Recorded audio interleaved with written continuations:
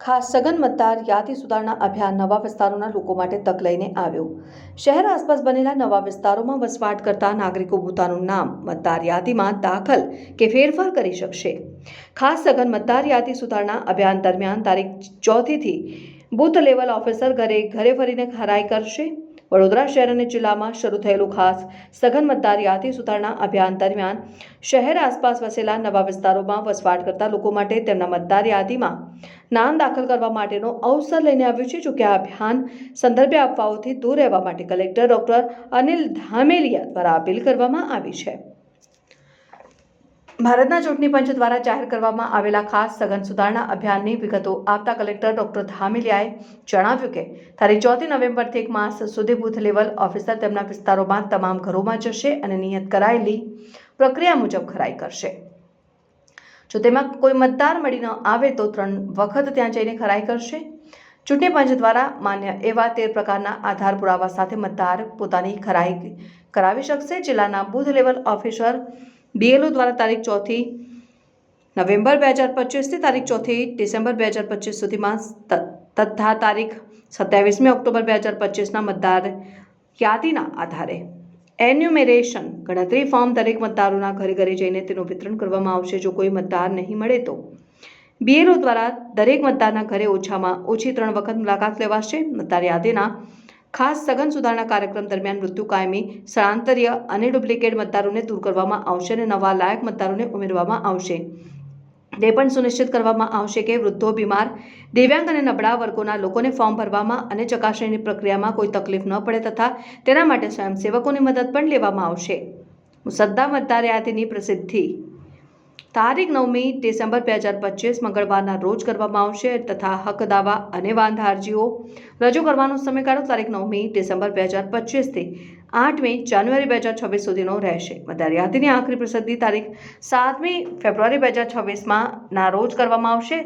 તેમણે જણાવ્યું કે આ સમગ્ર અભિયાન દરમિયાન કોઈપણ પ્રકારની અફવાથી ભ્રમિત થવાની જરૂર નથી।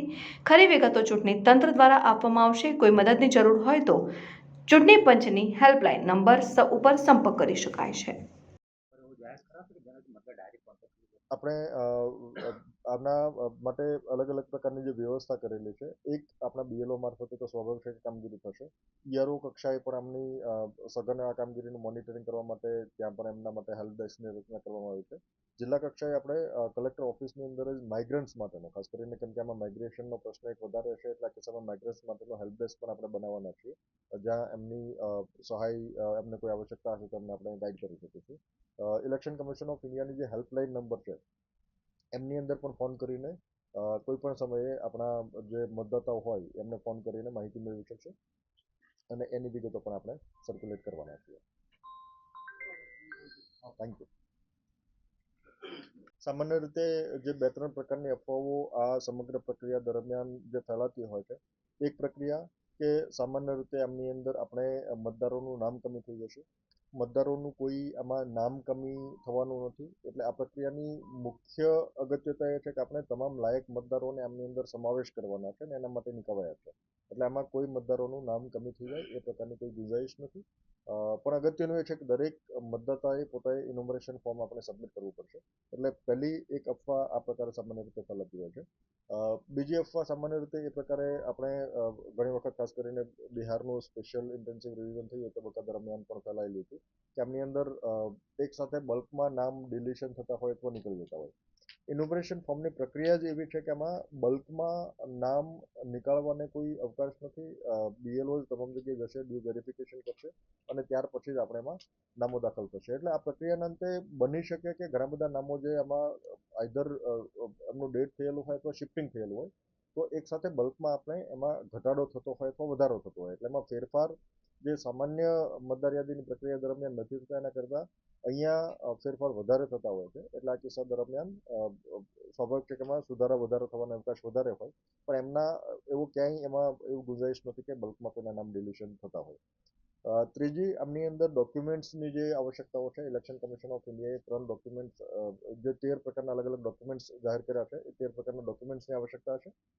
પણ અગત્યનું એ છે કે ઇન્યુમરેશન ફોર્મ વખતે આપણે ઇલેક્ટરલ રોલ 2002નો જે હતો એમની સાથે મેપિંગ કરવાનું છે. એ સમયે કોઈ ડોક્યુમેન્ટ્સની આવશ્યકતા નથી. એટલે આ તબક્કા દરમિયાન આપણે BLOs કોઈ ડોક્યુમેન્ટ્સ કલેક્ટ કરવાના નથી. આ પ્રકારની કોઈ અફવાઓ ફેલાતી હોય તો એનાથી આપણે દૂર રહેવાનું છે.